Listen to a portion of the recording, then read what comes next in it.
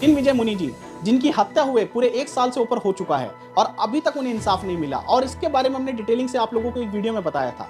लेकिन आज उसी केस में कुछ नए अपडेट आए हैं जिसकी जानकारी उनके भाई जीतमल जी ने हमें दी है। तो आज मैं आप लोगों को एक-एक करके सारे तथ्य सामने रखूंगा और फिर आप खुद फैसला कीजिएगा कि इसके अंदर क्या होना चाहिए और क्या नहीं।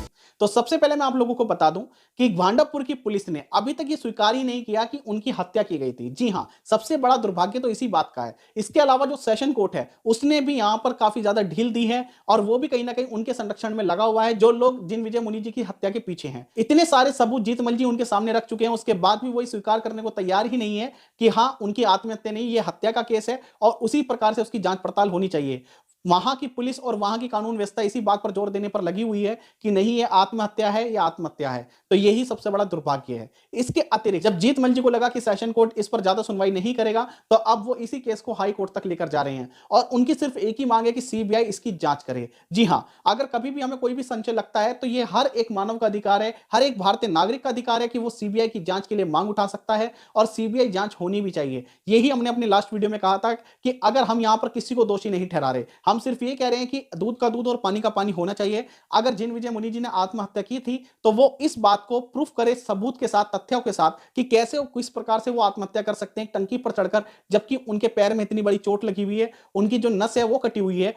फिर वो किस प्रकार से 1.5 फुट पानी में कैसे वो आत्महत्या कर सकते हैं, कैसे वो डूब सकते हैं उसके अंदर, इसका कोई सटीक जवाब ना तो वहां की समाज ना ही कोई पुलिस कानून व्यवस्था दे पाई है। लेकिन जो जीतमल जी हैं, उनका यही कहना है कि हम चुप नहीं बैठेंगे, हम हार नहीं मानेंगे। जो भी इस साजिश के पीछे है, जिसने भी उनकी हत्या कराई है या की है, हम उसका पर्दाफाश करके रहेंगे और इसके लिए हम जा रहे हैं हाई कोर्ट। जी हां, अब ये केस हाई कोर्ट में चलेगा, 2 से 4 दिन में वहां पर प्रोसीड होगा, उसके बाद इसकी सुनवाई होगी। जो भी इसके नए अपडेट होंगे, नमोकार चैनल आप तक समय समय पर पहुंचाता रहेगा। देखिए, बहुत ही बुरा लगता है ये जानकर कि एक जैन साधु, जिसे ना तो किसी भी प्रकार की मोहमाया से कोई मतलब है, ना ही तन से, ना ही मन से, ना ही धन से, वो हर भोग विलास से मुक्त हो चुका है, उसके बावजूद भी उसके साथ ऐसा घिनौना कृत्य किया जाता है। ऐसी आखिर क्या दुश्मनी हो सकती है एक साधु से किसी की भी? अगर दिग्विजय मुनि जी के साथ किसी ने साजिश के तहत उनकी हत्या कराई है या की है, तो उसे कड़ी से कड़ी सजा जरूर मिलनी चाहिए। आपका इस बारे में क्या है कहना, कृपया कमेंट बॉक्स में अपनी टिप्पणी जरूर करें।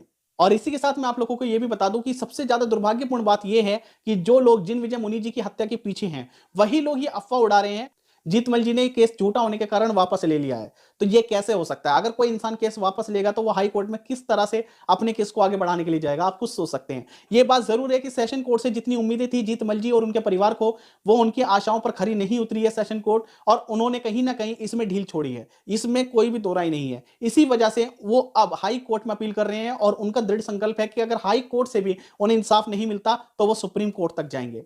तो बस यही मैं आप लोगों को ये निवेदन करूंगा कि आप भी इस केस से, इस मुहिम से जुड़िए और ज्यादा से ज्यादा इस बारे में आवाज उठाइए कि एक जैन साधु की अगर हत्या होती है या आत्महत्या भी अगर उन्होंने की है तो इसकी निष्पक्ष सीबीआई जांच होनी चाहिए। हम यहां पर किसी को भी आरोपी प्रत्यारोपी नहीं कह रहे हैं, हम यहां पर किसी पर इल्जाम नहीं लगा रहे हैं, यहां पर हम किसी का नाम नहीं ले रहे हैं, लेकिन सिर्फ इतना जरूर कहेंगे कि अगर एक जैन साधु ने आत्महत्या की थी तो उसका भी विश्लेषण सामने आना चाहिए कि ऐसा उन्होंने क्यों किया था, और उनकी अगर हत्या हुई है तो उसका भी कारण निकलकर सामने आया कि कौन इस साजिश के पीछे है और उन्होंने ऐसा क्यों किया।